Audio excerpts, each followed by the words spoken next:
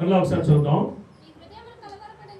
మీ హృదయములను కలవరపడనీయకుడి, దేవుని యందు విశ్వాసం ఉంచి దేవుని యందు విశ్వాసం ఉంచున్నారు, నా యందు విశ్వాసం ఉంచుడి. చాలు చాలు చాలు. నాయక చూడండి, అందరూ నాయకు చూస్తారా?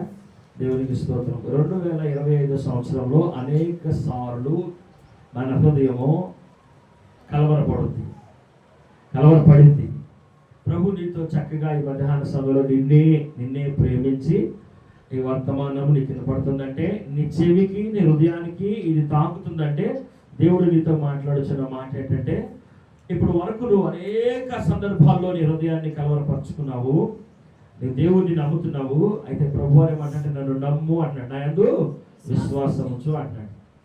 కలవరపడాల్సిన అవసరం లేదు అన్నాడు. కలవరం అనేది మనకి నానా రకాలుగా మనల్ని దర్శిస్తూ ఉంటుంది.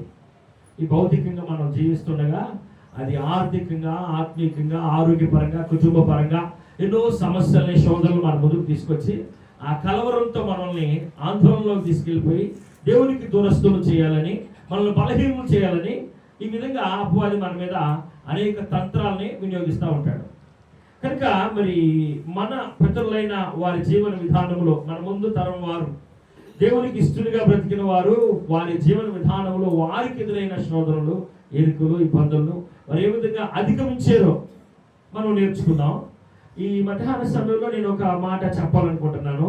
అదేంటంటే, ఏషేబు జీవన శైలి అంతా కూడా మీకు తెలుసు, మనందరికి బాగా తెలుసు. కానీ అలాంటి ఏషేబు తన అన్నదమ్ములతో ఒక మాట చెప్తున్నాడు. చూద్దాం ఒకసారి. ఆదికాండము 50వ అధ్యాయము 24 వచ్చింది, బాగా చదువుకుందాం. ఆదికాండము అధ్యాయం 50, ఆఖరి అధ్యాయం. ఏషేబు తన సహోదరులను చూచి, నేను చనిపోతున్నా, దేవుడు నిశ్చయముగా మిమ్మల్ని చూడవచ్చి తాను అబ్రహాము, ఇస్సాకు, యాకోబులతో ప్రమాణము చేసి ఇచ్చిన దేశమునకు మిమ్మును తీసుకుని పోవునని చెప్పారు. చాలు. నాయకు చూడండి అందరు. ఇప్పుడు నాయకు చూడండి. ఇప్పుడు ఏషేబు ఐగుప్తులో ఉన్నాడు. ఇస్రాయేలు కుమారుడు అంటే ఏషేబు సహోదరులు అందరూ కూడా మరి వారు ఉన్న ప్రాంతాన్ని నుంచి అక్కడికి ఎందుకు వెళ్ళారు? కరువు వచ్చింది కాబట్టి వెళ్ళారు. ఏషేబు ఉన్నాడని అక్కడికి, తర్వాత కరువు వచ్చింది, అక్కడికి వెళ్ళారు. తర్వాత ఏషేబు అక్కడ ఉన్నాడని ఏషేబు చూడటానికి వెళ్ళిపోయి అక్కడ స్థిరపడిపోయారు కదా. వారికి ఇప్పుడు ఎవరు అక్కడ? ఏషేబేనా? అక్కడికి వారికి ఆధారం ఎవరు? వారికి ఎవరైనా బలం అంటూ వారికి ఎవరైనా ఉన్నారంటే అక్కడ ఎవరు? నువ్వెవరయ్యా అంటే ఏం చెప్తారు? ఇగో ఆర్థిక శాఖ మంత్రిగా పనిచేస్తున్నాడే ఆ ఏషేబు అన్నను నేను, ఆ ఏషేబు అన్న కొడుకు నేను అని వారిని వారు పరిచయం చేసుకోవడానికి ఆధారముగా ఉన్నవాడు ఏషేబు. అలాంటి ఏషేబు మరి తన కాలం సంపూర్ణం చేసుకున్న తర్వాత ఆయన తన అన్నదమ్ముల బిడ్డలతో తన కుటుంబాన్ని పిలిచి చెప్తున్న మాట ఏంటంటే, మీ హృదయాన్ని మీరు కలవరపరచద్దు. ఇప్పటి వరకు నేను మిమ్మల్ని పోషించాను, నేనున్నాననే ధైర్యం, నేను మీకు అండగా ఉండా, నేను మిమ్మల్ని ఇప్పటి వరకు నడిపించా. ఇప్పుడు నేను చనిపోతున్నాను, కానీ మీరు మాత్రం నా మీద ఆధారపడినట్లు, అంటే నేను లేకపోతే మీరు ఏమైపోతారనే ఆందోళనకు మీరు వెళ్ళదు. ఎందుకంటే నేటి వరకు ఆధారముగా, ఆదాయముగా, ఆశ్రయముగా, అండగా నేను ఉండొచ్చు. కానీ ఇక్కడ మన అబ్రహాము, ఇస్సాకు, యాకోబులకు దేవుడైన ఆయన మీ శ్రమను చూస్తాడు, ఆయన మిమ్మల్ని విడిపిస్తాడు. ఏంటంట చెప్పండి, మీకు అర్థమవుతుందా? నేను కాదు, ఆయన, నన్ను బట్టి మీరు ఈ స్థలంలో ఉన్నారు, పోషించబడ్డారు, మంచిదే. కానీ దేవుడు వస్తాడు మీ దగ్గరికి వచ్చి మిమ్మల్ని తీసుకెళ్తాడు. ఇక్కడి నుంచి తీసుకెళ్తాడు. ఎక్కడికి తీసుకెళ్తాడు అంటే పాలు తేనెలో ప్రవహించే దేశానికి మిమ్మల్ని తీసుకెళ్తాడు. ఈ వాగ్దానం మీకు అర్థమవుతుందా? ఈ వాగ్దానం, ఇది ఈ ఆలోచన ఒకసారి మీరు మన జీవన శైలికి జ్ఞాపకం చేసుకుంటే, చాలా సందర్భాల్లో చాలా మంచి ఉద్యోగంలో చాలా చక్కగా మంచి స్థిరపడిపోయిన ఒక కుటుంబంలోనికి ఏదైనా ఒక సమస్య వచ్చి గబిక్కిన ఉద్యోగం ఓడిపోయింది అనుకో, అందువల్ల ఉద్యోగం నుంచి తీసేశారు. ఆ కుటుంబం మొత్తానికి అతనే ఆధారం. ఆ కుటుంబం అంతా ఏమైపోయింది? ఆందోళనలోకి వెళ్తా ఇంకా ఏమన్నారు? హృదయం ఏమైపోయింది? కలవరపడిపోయింది. నేటి వరకు మనము పోషించబడటానికి ఉద్యోగం కారణం కదా, నేటి వరకు పోషించబడటానికి పొలము కారణం కదా, నేటి వరకు మనం పోషించబడటానికి ఇదిగో చేతి పని పలానా పని కారణం కదా. రేపటి నుంచి ఆ పని లేదు, రేపటి నుంచి ఇక ఆ పని లేదు, ఆ ఉద్యోగం లేదు, ఆ వ్యాపారం లేదు, ఏదో లేదు అనే ఒక నీవు ఆధారపడింది నీకు లేదు అనేది నీకు చెవికిన పడినాక దేవుడు అలాంటి పరిస్థితుల్లో మనం ఆందోళనలోకి వెళ్ళిపోయి కలవరపడి మనం దిగులు చెందే ఆ సమయంలో నేనుంటే ప్రభు ఏమన్నా అంటే, నువ్వు కలవరపడాల్సిన అవసరం, దేవుని మీద విశ్వాసం ఉంచావు, దేవుని మీద విశ్వాసం ఉంచావు, దేవుడు నిన్ను సిగ్గుపరచడు. చెప్పాలా? సిగ్గుపరుస్తాడా? సిగ్గుపరచడు. నేను ఒక మాట మీతో పంచుకోవాలని ఇష్టపడుతున్నాను. కలవరపడినే కొండల వైపు నా కన్నులెత్తుదునా, కొండల వైపు నా కన్నులెత్తి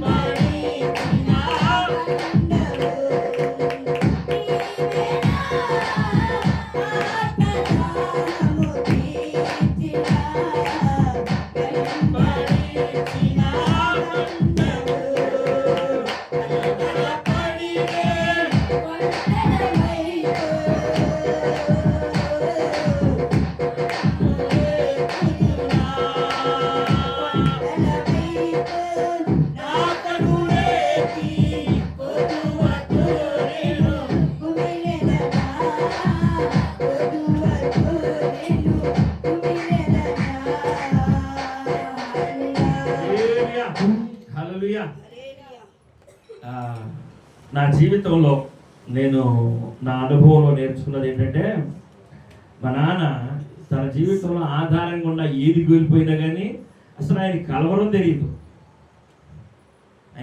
తెలియదు. ఆయనకంటూ ఆధారంగా ఏదన్నా ఉందంటే దాన్ని కోల్పోతే దీన్ని కోల్పోయిన దాన్ని బట్టి నేను చింతిస్తున్నాను, నేను దిగులు చెందాను, నేను ఫలానా అస్సలు మా తండ్రి గారిలో నేను ఆయనకున్నదంతా పోగొట్టుకున్నా, ఏదో ఉన్న కొంచెమే పోగొట్టుకున్నా కానీ ఆయనలో కలవరాన్ని నేను చూడలా. ఆయన ఒకవేళ అనారోగ్య పాలైనా కలవరాన్ని నేను చూడలా.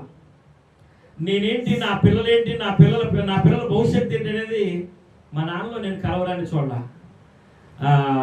ఆయన విశ్వాస జీవితంలో నేను నేర్చుకున్న మంచి అద్భుతమైన కోణం ఏంటంటే, ఆయన మంచి విశ్వాసిగా నాకు బాగా పరిచయం.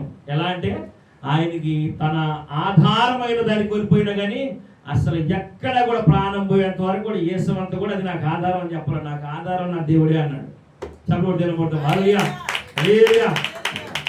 నాకు ఆధారం నా దేవుడే అన్నాడు. ఏది కోల్పోయినా నాకు ఆధారం నా దేవుడే అన్నాడు. నేను మా తల్లిగారిలో కూడా నేను చూసింది ఏంటంటే, నాకు 4 పిల్లలు, నాది పెద్ద కుటుంబం, మరి నాకు చాలా ఖర్చుతో కూడిన కుటుంబం. మరి ఇదంతా బండి నడపాలంటే నేను బాగుండి నేను ఏదో పని చేస్తేనే కదా. నాకు కాలు ఇరిగి నేను మంచం మీద కూర్చున్నా కానీ మా అమ్మలో వేస్తున్నంత కూడా భయం నేను చూడాల. మరి కుటుంబం అంతా ఏమైంది ఇలా అని నా అనుభవాల్లో నేను నేర్చుకున్నాను. నా తల్లిదండ్రుల దగ్గర నేను నేర్చుకున్నది ఏంటంటే, బైబిల్ గ్రంథంలో మన పితరుల జీవన శైలిలో వారు ఎంత విశ్వాసాన్ని ప్రదర్శించారో మా తల్లిదండ్రులు అంత విశ్వాసాన్ని ప్రదర్శించారు. ఏం కోల్పోయినా మేము ఎక్కడా కూడా మా అమ్మ నాన్న ఇక ఇది లేదు కాబట్టి మనం బ్రతకలేము, ఈ జీవనోపాధి లేదు కాబట్టి మనం బ్రతకలేము అని ఎప్పుడు మమ్మల్ని బలహీనపరచలేదు, మేము బలహీనులుగా ఒకవేళ మాట్లాడే సందర్భాలు అనేకం ఉన్నాయి. నన్ను అనేక సందర్భాల్లో వారిద్దరూ బలపరిచారు. కాబట్టి మరి నిన్ను ఈ మధ్యాహ్న సమయంలో ప్రభు హెచ్చరిస్తున్న మాట ఏంటంటే, నీవు కృంగుబాటుకు గురవ్వాల్సిన అవసరం లేదు. ఎందుకంటే నీవు మరి నీ హృదయాన్ని కలవరపరచుకోవాల్సిన అవసరం లేదు. మనకి ఆధారంగా ఉన్న ఏది కోల్పోయినా మనం ఏది కోల్పోకూడదంటే విశ్వాసాన్ని ఎవరి మీద విశ్వాసాన్ని? అధికారుల మీద కాదు, ఇంకా అన్నదమ్ముల మీద కాదు, ఇంకా బంధువుల మీద, రక్త సంబంధికుల మీద కాదు కానీ, స్నేహితుల మీద కానే కాదు కానీ, మనుషుల మీద కానే కాదు కానీ, రాజుల మీద, అధికారుల మీద కానే కాదు కానీ, దేవుని మీద విశ్వాసాన్ని కోల్పోకపోతే మనం ఎప్పుడైనా కానీ ధైర్యంగా ఉంటాం. నా జీవితంలో ఈ సందర్భంగా నేను నన్ను గురించి చెప్పుకోవడానికి ఇష్టపడుతున్నాను. ఎందుకంటే నేను కొన్ని సందర్భాల్లో బాగా భయంకరమైన అవమానానికి గురయ్యాను. ఏ కారణం లేకుండానే కొన్ని విషయాల్లో కొన్ని అవమానాలకు గురయ్యాను, కొన్ని నిందలకు గురయ్యాను. చాలా సందర్భాల్లో నన్ను చాలా అవమానపరిచి నిందలు పాలు చేసి, ఎంత భయంకరమైన నిందలంటే నేను పోల్చుకోగలిగి అంటే అంత విశ్వాసం నా దగ్గర లేకపోయినా అంత భయంకరమైన నిందల్ని, ఒక భక్తుడికి కలిగిన నిందల కంటే కూడా అవమానకరమైన నిందలు నేను ఎరిగి ఉన్నా. కానీ ఆ భక్తుడిని దేవుడు జ్ఞాపకం చేసుకున్నట్టుగా ఎల్పుడై నన్ను కూడా దేవుడు జ్ఞాపకం చేసుకున్నాడు. దేవుడికి మహిమ కలుగుగాక. హల్లెలూయా. ఒకసారి ఏబు గ్రంథంలో ఒక మాట చదువుతాం. 22వ అధ్యాయంలో, ఏబు గ్రంథం 22వ అధ్యాయంలో ఒక మాట చదువుతాం. 5వ వచనం బాగా చదువుదామా?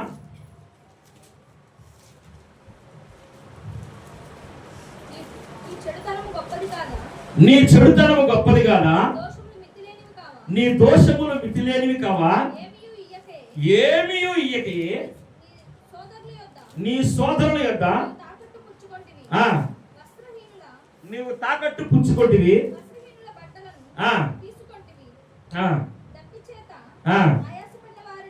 దప్పి చేత ఆయాసపడిన వారికి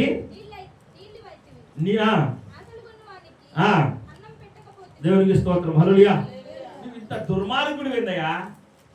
బాగా వినండి. ఆయన చూడండి, ఏబు భయంకరమైన శ్రమలో ఉంటే, ఏబు బాగా ఆశీర్వాదకరంగా దీవెనకరంగా ఉన్నప్పుడు ఏ స్నేహితులు, ఏ బంధుమిత్రులు అయితే తన చుట్టూ ఉన్నారో అలాంటి స్నేహితులు, బంధుమిత్రులు ఏబుకు ఒక దినాన శ్రమ వచ్చినాక భయంకరమైన, అసలు మనం ఊహించలేని శ్రమ అందరికి ఎదురైంది. మీ అందరికి ఏబుల గురించి బాగా తెలుసు. ఏబు దగ్గరికి ఒక పరుగున ఒక దాసుడు వచ్చి ఏబున్న చోటుకు వచ్చి, అయ్యా నీ దాసుడు నేను ఒక మాట తీసుకొచ్చాను. ఏంటంటే అది, నీ కూతుళ్ళ దగ్గర నీ కొడుకులు అందరూ కలిసి భోజనం చేస్తా ఉంటే ఆ ఇల్లు కూలిపోయి అందరూ చనిపోయారు. ఇది ఒక వర్తమానం. ఇంకొకటి పరుగున వచ్చాడు, అయ్యా ఇదిగో ప్రభు, ఇదిగో నా ఇల్లుని వాడ పలానా చోట నీ ఒంటెలు, ఏనుగులు, ఏదైతే నీ ఆస్తిగా గొర్రెలు, పొట్టేలు ఉన్నాయో అవన్నీ కూడా శత్రువులు అపహరించేశారు. ఇంకొకటి వచ్చాడు పరుగున, అయ్యా నీ పొలం అంతా కూడా తగలబడిపోయింది, నీ భూమి అంతా కూడా తగలబడిపోయింది, నీకంటూ ఇక ఏమీ లేదు, ఏమనుందా లేదు, నీ భార్య భర్తలు ఇద్దరు మిగిలిపోయారు. తర్వాత కొంతకాలం అలా కాలక్రమం జరుగుతూ ఉండగా తనకున్న ఆరోగ్యం కూడా తనకు దూరం అయిపోయి తన పని తాను చేసుకోలేని దయనీయమైన పరిస్థితుల్లోకి వెళ్ళిపోయి ఒక చిల్ల పెంకు తీసుకొని తన కురుపులను బాగు చేసుకోవడానికి, అంటే గోల్డ్ కూడా ఊడిపోయినాయి, ముడుగుచ్చుకుంటే గోరుతో తింటాం కదా, అట్లాగా తన సీము, తన పుల్లుని కురుపులను బాగు చేసుకోవడానికి ఇల్లు లేకుండా అలాంటి పరిస్థితుల్లో ఒక చిల్ల పెంకు తీసుకొని తన కురుపులు బాగు చేసుకుని ఆ దీనస్థితికి వెళ్ళిపోయినాక తన భార్య ఏమందంటే, ఇంకెందుకు ఈ బతికే కంటే నీ దేవుడు చూసి సావరాదా అని. అంటే అంతగా తనకంటూ ఉన్న సర్వాన్ని కోల్పోయినా కానీ అతనిలో ఏం కోల్పోలేదంటే దేవుని యందు విశ్వాసాన్ని కోల్పోవాలి. అతని హృదయాన్ని కలవరచందనిలా. దేవుడు నీతో ఈ మధ్యాహ్న సమయంలో చెప్తే, నీ మొదటి స్థితి బాగుంది, తర్వాత నీ మధ్యలో కొంత ఆ సమస్యలు, శోధనలు, ఇరుకులు, ఇబ్బందులు ఎక్కువైపోయినాయి. నువ్వేది ఆశించావో అది మనకి జరగకపోవచ్చు ఇప్పటి వరకు. అయితే ప్రభు అన్న నిన్ను చేయి విడిచిపెట్టేవాడిని నేను కానే కాదు, నీకంటూ ఒక కాలం నిర్ణయించాను. ఆ కాలాన నేను ఎందరైతే నిందిస్తారో, ఎందరైతే అవమానపరుస్తారో, నీ ఏ విషయంలో అయితే కృంగుబాటు గురయ్యవో, నువ్వు ఎక్కడైతే పడిపోయావో అక్కడే నేను నిలబెట్టి నేను గొప్ప శ్రేష్టమైన స్థితిలో ఉంచుతాను అంటున్నాడు. చప్పుడు తినబడదామా? హల్లెలూయా. ఒకసారి చూద్దామా ఈ మాటలో ఇంతగా ఆశీర్వదించబడిన ఆ ఏబు, లేకపోతే ఆ ఏబు ద్వారా ఆశీర్వదించబడిన స్నేహితులు. అతని పేరు ఏంటంటే ఆ పైన రాయబడింది లెముయేలా. ఎలిఫాజు అనబడుతున్న ఒక స్నేహితుడు వచ్చి, మరి నాయన నీకు ఇంత భయంకరమైన శ్రమలు రావడానికి, నువ్వు ఇంత అవమానపడటానికి, నీ మీద నువ్వు ఆర్థికంగా, ఆత్మీయంగా, ఆరోగ్యపరంగా, శారీరకంగా కృంగిపోవటానికి నీ ప్రవర్తన మంచిది కాదు. ఏంటంట? నీ ప్రవర్తన మంచిది కాదు, నువ్వు దుర్మార్గుడివి. ఎంత దుర్మార్గుడివో అక్కడ చక్కగా మీరు ఎలా చదివారు, ఈ అధ్యాయంలో చదివితే ఇంకా చాలా భయంకరమైన మాటలు వాడేవాళ్ళు. ఎటు చదువుదామా? 9వ వచనం చూద్దాం ఒకసారి. విధవరాలను ఒట్టి చేతితో పంపిస్తుంది, తండ్రి లేని వారిని వారి చేతులు ఎరగొట్టేవు. కావున ఏం చుట్టుకున్నాయి అంట? బోర్లు నిన్ను చుట్టుకున్నాయి. ఆకస్మిక భయము నిన్ను బెదిరించున్నది. నిన్ను చిక్కించుకున్న అంధకారము నువ్వు చూడలేదా? నిన్ను ఒక ప్రళయం ముంచబోతుంది. ఏదట? నిన్ను ఒక ప్రళయము ముంచబోతుంది, నువ్వు చూచట్లేదా? దేవుడికి స్తోత్రం. హల్లెలూయా, హల్లెలూయా. అసలు ఎన్ని నిందలు, ఎన్ని పూరుదులు చూడండి. ఎదవరాలని ఏం మాట్లాడుతున్నావు నువ్వు? ఎదవరాలని, అరే తండ్రి లేని పిల్లలు చేతులు ఎరగొడుతున్నావు, కాళ్ళు ఎరగొడుతున్నావు. ఇంకా నన్ను కూడా అనేవాళ్ళు, నా భార్య నేను చేతులు ఎరగొడుతున్నావు, కాళ్ళు ఎరగొడుతున్నావు. నిందలే ఎదవరాలు. అలాగా భయంకరమైన శ్రమలు అనుభవించిన యోబు జీవితంలో నేను సేవలోనికి వచ్చినాక నా సేవ పాడు చేయాలని, నన్ను సేవ నుంచి దూరం చేయాలని, దేవునికి దూరం చేయాలని, లేకపోతే నా కుటుంబాన్ని అలరపాలు చేయాలని, నాకు కొంచెం దగ్గరగా ఉన్నవారు అవ్వచ్చు, లేకపోతే దూరంగా ఉన్నవారు అవచ్చు, లేకపోతే ఇంకెవరైనా అవ్వచ్చు, నా శత్రువులుగా ఉన్నవారు నన్ను అనేక రీతులుగా భయపెట్టారు. ఎంత అవమానానికి నన్ను గురి చేశారో దేవుడు నన్ను చివరికి ఏం చేశాడంటే, నన్ను అవమానపరిచినోడు నా ముందుకు వచ్చి మోకాలు తండేసే స్థితికి దిగదారు వారిని అలాగ నడిపించాడు. చెప్పడం జరగబడతాం. హల్లెలూయా. నీ జీవితంలో నువ్వు యథార్థంగా నమ్మకంగా నిలబడితే, నీ జీవితంలో నువ్వు యథార్థంగా నమ్మకంగా నిలబడితే దేవుడు నీ పక్షాన నిలబడతాడు. నేను 17 సంవత్సరాలు అనుభవించిన నింద, 17 సంవత్సరాలు నేను అనుభవించిన శోకం, నా మనోవేదన దేవుడు తీర్చాడు. 17 సంవత్సరాల నుంచి నేను కొన్ని నిందలు మోసా, ఉత్తాగా, అన్యాయంగా. నన్ను నేటి వరకు కూడా నన్ను ఏదో ఒక నేరస్తుడిగా చూసిన వాళ్ళు ఉన్నారు. అలాంటి వాళ్ళని ఎవరైతే నన్ను నాశనం చేయాలని, నా నాశనాన్ని, నా పిల్లల నాశనాన్ని, నా కుటుంబ నాశనాన్ని కోరుకున్నారో అలాంటి వారిని నేను చిన్నప్పటి నుంచి ఎరుగుదును. మా నాన్న కుటుంబాన్ని మమ్మల్ని నాశనం చేయాలనుకున్న వాళ్ళు చివరికి మా పంచన, అంటే వారి మరణం సంభవించినప్పుడు చివరి దశలో ఇక్కడే ఉండి, ఇక్కడే ప్రార్థన చేయించుకొని, భయంకరమైన వ్యాధులు అనుభవించి, సమయాలను ప్రార్థన చేయకపోతే నా ప్రాణం పోయేటట్టు సమయాన్ని ఏడ్చి, మా నాన్న కూడా నిద్రపోనికోకుండా ప్రార్థన చేయించుకొని, ఇక్కడే ఈ స్థలంలోనే భయంకరమైన వ్యాధులు అనుభవించి, వారు ఏ నిందలు, ఏ అవమానాలు అయితే మా నాన్న మమ్మల్ని అవమానాలకు గురి చేశారో వాళ్ళ దగ్గరికే వచ్చి వాళ్ళ చేత ప్రార్థన చేయించుకొని వాళ్ళ పాపాన్ని కడుక్కున్నారు. అట్లాగే నా జీవితంలో కూడా నేనేం చూశానంటే, మా తల్లిదండ్రులని ఎదిరించి, మా తల్లిదండ్రుల మీద కాలెత్తి, మా తల్లిదండ్రులని అవమానం చేశారే, వారి జీవితాల్లో వారికి ఎదురైన శ్రమల నుంచి దేవుడు వారిని ఎలా ఇడిపించాడో, నన్ను కూడా ఏదో ఒక రోజు ఇలాగా ఎక్కడ నన్ను అవమానం చేశారో అక్కడే దేవుడు నన్ను నిలబెడతాను అనుకున్నా. అలా ఎదురు చూశా. నేను దేవుని వాక్యాన్ని నమ్ముతా, అందుకని నేను మనుషుల్ని నమ్మను, మనుషుల మీద ఆధారపడను, ఎవరిని నమ్మను. శత్రువులు వేల కొలది ఉన్నా, లక్షల మంది ఉన్నా దేవుడు మన పక్షాలు ఉంటే ఎవరినైనా మనం తాకనిస్తాడా? తాకని. ఒకవేళ కొన్ని సందర్భాల్లో మనం ఆర్థికంగా, ఆరోగ్యపరంగా నష్టపోయి వచ్చామో దేవుడు మనం విడిచిపెట్టేవాడు కానీ కాదు. కానీ 17 సంవత్సరాల నుంచి అనుభవించిన ఆ శ్రమ, నేను ఎదురు చూసిన అది ఏదైతే ఉందో అది కొంత నెరవేరింది. దేవుని స్తోత్రం కలుగుగా. హల్లెలూయా. కాబట్టి నా జీవితంలో దేవుడు నాకు చేసిన మేలు ఏదైతే ఉందో దాన్ని బట్టి నేను సాక్ష్యంగా చెప్పగలుగుతున్నా. దేవుడు మీతో ఈ మధ్యాహ్న సమయంలో చెప్తున్న మాట ఏంటంటే, దేవుడు నమ్మదగిన వాడు, నువ్వు ఆశ్రయించిన దేవుడు మాట్లాడేవాడు, మారనివాడు, మాట తప్పనివాడు. నీకు మాట ఇచ్చాడంటే ఆయన నీవైనా మర్చిపోతావు, కానీ ఆయన మర్చిపోడు. ఎందుకంటే యేషేపు ద్వారాగా వారికి ఒక మాట ఇచ్చాడయ్యా, నేను చనిపోతున్నాను, ఒక దినాన ఆయన మిమ్మల్ని జ్ఞాపకం చేసుకొని మన పితరులతో చేసిన ప్రమాణాన్ని బట్టి మిమ్మల్ని నడిపిస్తాడు, అప్పుడు నా ఎముకలను తీసుకెళ్ళాలని చెప్పాడట. అర్థమవుతుందా? కాబట్టి వాళ్ళు మర్చిపోయారు, కానీ దేవుడు మర్చిపోయాడా? మర్చిపోలా. మోషేను పంపించాడు, వారు ఉన్న ఆ శ్రమ నుంచి విడిపించాడు. కాబట్టి మన జీవితంలో మనము కృంగుబాటుకు గురవలసిన అవసరం లేనే లేదు. మనం ఆర్థికంగా కొంత నష్టాన్ని చూసినా మనం కృంగుబాటుకు గురవలసిన అవసరం లేనే లేదు. ఒక ఉపాధి కోల్పోయినా మనం భయపడాల్సిన అవసరం లేదు. నువ్వు ఎప్పుడు ధైర్యంగా ఉండగలుగుతావు అంటే దేవుని యందు విశ్వాసం వచ్చినప్పుడు ధైర్యంగా ఉండగలుగుతావు. ఎక్కడో రాజుని శాసించిన ఏలియా ఒక దినాన ఆ రాజుకు భయపడి అర్థమవుతుందా, ఎక్కడికి వెళ్ళాడంట, పలానా చోటకి వెళ్ళి నువ్వు అక్కడ దాగయ్యా అని దేవుడు చెప్తే అక్కడికి వెళ్ళి ఉన్నాడంట. అక్కడికి వెళ్తే మరి అక్కడికి వెళ్తున్నాను కదయ్యా, మరి అక్కడ నాకు ఆహారం ఏదని అడిగాడా, అడిగలా. దేవుడు చెప్పాడు, బయలుదేరి వెళ్ళిపోయాడు. రాజుగారింట్లో జరిగే వండిన భోజనం అంతా వేడిగా తీసుకెళ్లి కాకులు ఎవరికి ఇచ్చినాయి? ఏలియాకి ఇచ్చినాయి. కాకి గుణం ఏంటి? పిల్లల చేతులు ఏదైనా ఉంటే లాక్కుంటుందా లేకపోతే ఇచ్చుద్దా? దయగలిగిందా కాకి? లేదు. ఏదైనా కడుగుతా, మాంసం కడుగుతా, ఇటు తిరిగి చూస్తే ఇటు ముక్క ఎత్తుకెళ్ళి ఆ కాకి ఎంగేజ్ చేయకోకుండా ఏలియాకి రొట్టె ముక్కలు తీసుకొచ్చి ఇచ్చింది. కాబట్టి దేవునికి నమ్మకంగా ఉంటే నిన్ను కాకుల్లాగా ఎవరైతే నిందించారో, అవమానపరిచారో, ఎవరైతే నిన్ను అవహేళన చేస్తున్నారో, ఏ పరిస్థితులు అయితే నిన్ను కృంగుబాటుకు గురి చేస్తున్నాయో అవి కాకుల్లాగా నీకు ఇబ్బందికరంగా అనిపించినాయి అనుకో, నీవు దేవునికి లోబడితే, దేవుని కొరకు ఎదురు చూస్తే, నువ్వు కృంగుబాటు గురి కాకుండా ఆయన ఎందుకు విశ్వాసం వస్తే ఆ కాకులే నిన్ను పొగుడుతీ అంట. చవడు తెలవబడతాం మరలియా, కాకులే నిన్ను పొగుడుతీ.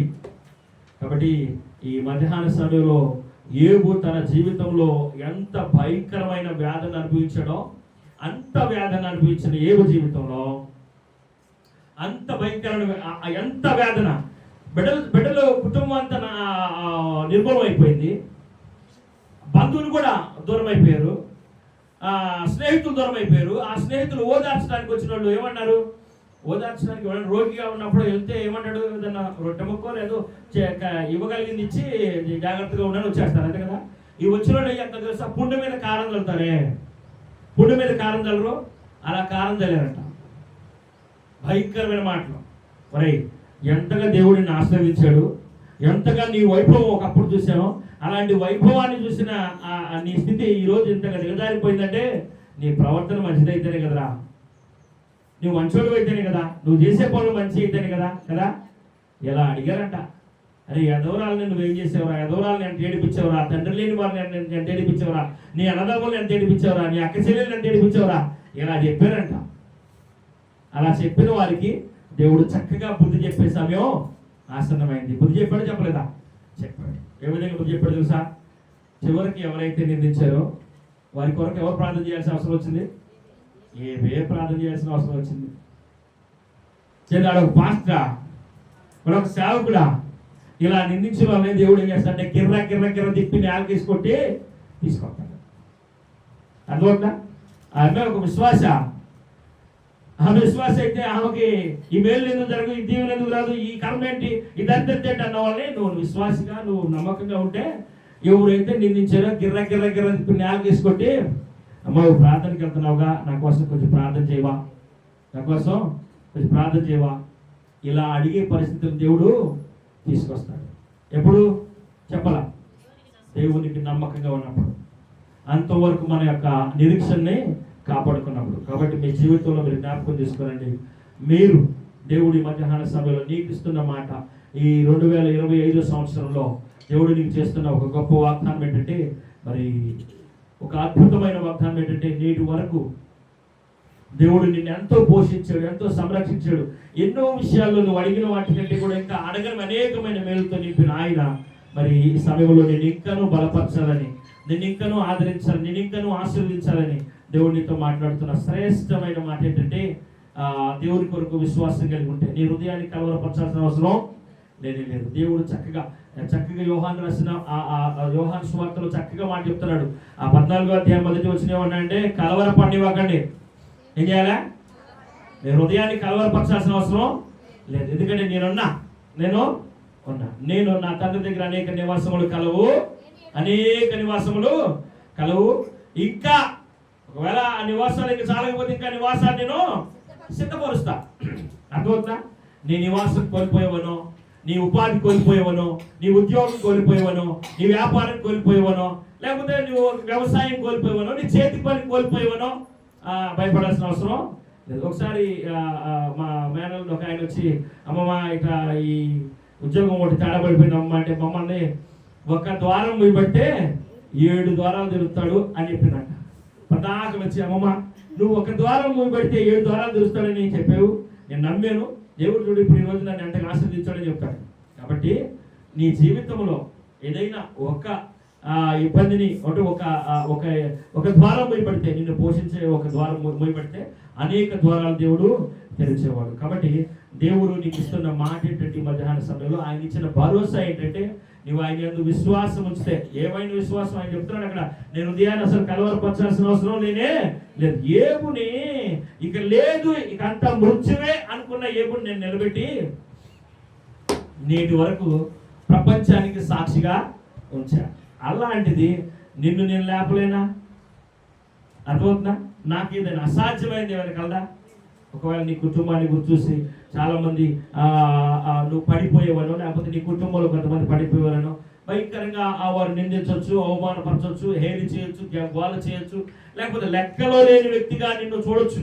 కానీ నువ్వు దేవుని యందు విశ్వాసం వస్తే ఎవరైతే నిన్ను లెక్కలో తీసేసారే వాళ్ళు ముందు నీ వరుసలోకి వచ్చి నొచ్చుంటారు నీ కొరకు. అలాగా చేయగలిగిన వాడు దేవుడు. అర్థమవుతుందా? దేవుడు ఎలాంటి వాడు అంటే, బాగా నేను కొంతమంది వ్యక్తులు జ్ఞాపకం చేస్తాను. తామారు యూదాకి లెక్కలో లేదంట. తామారు యూదాకి లెక్కలో లేదు. అలాంటి తామారు దేవునికి లెక్కలో ఉంది. ఎక్కడుంది?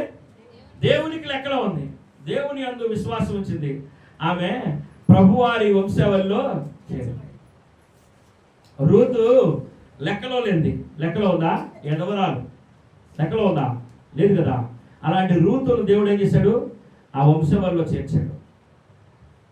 మరియా కన్యక గర్భవతి అయింది ఆమె అని రకరకాలుగా ఆమెని నిందించిన వాళ్ళు ఆమె గర్భాన వచ్చిన ఆయన లోకరక్షకుడు అని తెలుసుకున్న తర్వాత చెప్పాలా అమ్మా, ఆమె కానా విందులోకి వెళ్తే ఏం చెప్పింది? అయ్యా ద్రాక్షారసం అయిపోయిందా, ఏదైనా చేయమని. అంటే లెక్కలో లేని, నువ్వు లెక్కలో లేకపోతే నువ్వు ఒకవేళ నువ్వు తీసివేసిన రాయిగా, నువ్వు తీసివేసిన లేకపోతే అవమానకరమైన స్థితిలోనికి నిన్ను లోకమో, ఇరుగు పొరుగు వారు, స్నేహితులు, బంధువులు, కుటుంబీకులు నిన్ను పక్కకు పెడితే దేవుడు నిన్నే నిలబెడతాడంట. నిన్నే నిలబెడతాడు. అర్థమవుతుందా? నిన్నే నిలబడతాడు. నా ఆస్తికి తామారు కడుపు నుంచి వచ్చేవాళ్ళు వారసులు కాదు అనుకున్నారు. ఎవరు? యోధా. చివరికి ఎవరయ్యారు? ఇప్పుడు యేసుప్రభు వారి వంశావళి చెప్పినప్పుడు అబ్రహాం ఇస్సాకు యాకోబు యోధాని అతని అన్నదమ్ములు కనిను అని అన్నాడు. అక్కడ యోధాకి మూడోవాడు కొడుకున్నాడు. మూడోవాడికి వంశావళి ఉంది. కానీ మళ్ళా అక్కడ మూడోవాడికి పేరు చెప్పుకోకుండా యూదా తామారు నందు పేరు ఎదురు ఉంది. లోకానికి అంటే నీవు దేవునికి విశ్వాసంగా, దేవునికి నమ్మకంగా ఉంటే ఎంతమంది నేను లెక్కలోనే తీసేసినా దేవుడు ఏం చేస్తాడు? నేను తీసుకొచ్చి ముందు అక్కడ లెక్కలో పెడతాడు. కాబట్టి జ్ఞాపకం చేసుకోండి. ఒకవేళ నీ వంశావళికి నీవు కాదులే అని అనుకున్నా దేవుడు నిన్ను తీసుకొచ్చి అక్కడ పెడతాడు. నువ్వే కారకురాలు అవుతావు. కాబట్టి జ్ఞాపకం చేసుకోనండి. దేవుడు తీసేసిన రాయిని తలకు మూలరాయిగా చేసేవాడు. నిన్ను ఒకవేళ ఏ స్థితిలో నీవు కృంగుబాటుకు గురైనా, ఏ స్థితిలో నీవు అవమానానికి గురైనా, ఏ స్థితిలో నీవు నిందలకు గురైనా దేవుడు నిన్ను నిలబెట్టాలనుకుంటున్నాడు. నూతన సంవత్సరంలోకి వెళ్ళబోతుండగా నూతనమైన దీవెనతో, నూతనమైన ఆశీర్వాదాలతో నేను నింపాలనుకున్నాడు. ఆయన ఈ మధ్యాహ్న సమయంలో నీకు ఇచ్చే గొప్ప మాట ఏంటంటే, నీ హృదయాన్ని కలవరపరచుకోవాల్సిన అవసరం లేదు. నీకు ఎలాంటి పరిస్థితులు ఎదురైనా నీ హృదయాన్ని కలవరపరచాల్సిన అవసరం లేదు. నేను కాళ్ళు ఇరగక ముందు చిన్న వాటికి కలవరపడేవాడిని. కాలు ఇరిగి నాకు అసలు కలవరపడ్డా. ఎందుకంటే దేవుడు నన్ను కలవరానికి గురి కాకుండా కాపాడుకుంటూ వచ్చాడు. కాబట్టి మీ జీవితంలో మీరు వృత్తి మీద ఆధారపడక చెప్పండి అర్థమవుతుందా? మీరున్న ఉపాధి మీద ఆధారపడకుండా ఎవరి మీద ఆధారపడాలా? దేవుడి మీద ఆధారపడండి. అప్పుడు దేవుడి మీద నువ్వు ఆధారపడితే అలాంటి ఉపాధులు అనేకములు కలిగిస్తాడు. అర్థమవుతుందా? నీ ఉద్యోగం మీద నువ్వు ఆధారపడక దేవుడి మీద ఆధారపడితే అంతకంటే శ్రేష్టమైన ఉద్యోగాన్ని దేవుడు ఇస్తాడు. ఉద్యోగం కొరకు దేవుడిని విడిచిపెట్టే పరిస్థితుల్లోనికి నువ్వు దిగజారక దేవుడి కోసం దేన్నైనా త్యాగం చేసే పరిస్థితుల్లోనికి నువ్వు వెళ్తే దేవుడు అలా అంతకంటే శ్రేష్టమైన నీకు ఇస్తాడంట. అర్థమవుతుందా? కాబట్టి ఈ మధ్యాహ్న సమయంలో ప్రభు నూతనమైన ఆశీర్వాదంతో మిమ్మల్ని నింపాలని, నూతనమైన దీవెనతో నింపాలని ఆయన ఉద్దేశిస్తున్నాడు. కాబట్టి నీవు దేవుని మీద ఆధారపడు. దేవుని మీద నువ్వు ఆధారపడితే ఆయన మీద ఆనుకున్న వారిని ఆయన ఏం చేయాలనుకుంటున్నాడంటే పూర్ణ శాంతి గలవారిగా కాపాడాలనుకుంటున్నాడు. ఎవరి మనసు ఆయన మీద ఆనుకుంటుందో వారిని ఆయన పూర్ణ శాంతి గలవారిగా కాపాడు. ఎక్కడుంది? యెషయా గ్రంథము 6:26-3.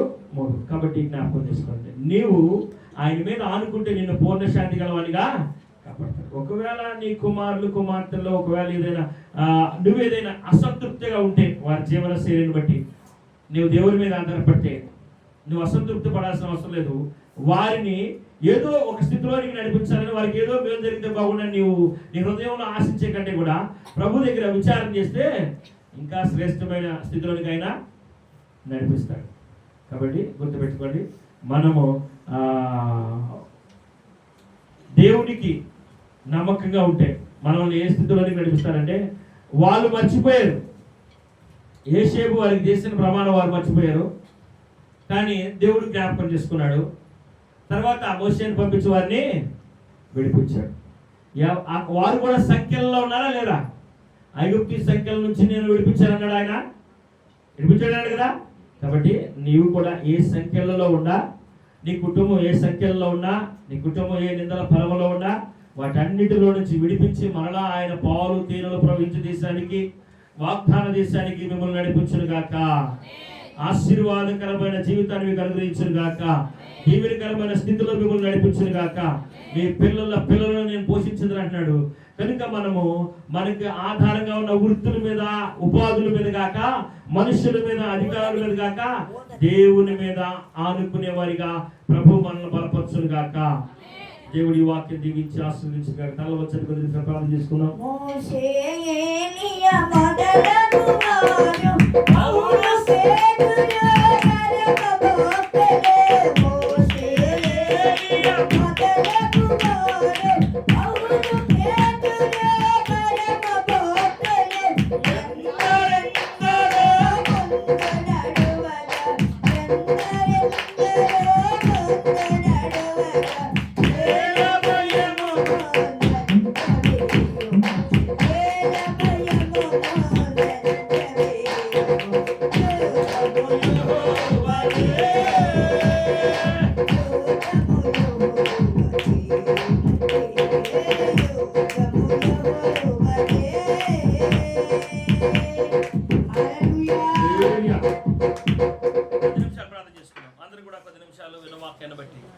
దేవా, నేను ఇప్పుడు వరకు ప్రభు అదిగో నాయన ఈ పరిస్థితిని బట్టి కృంగుబాటులోకి వెళ్ళిపోయానయ్యా.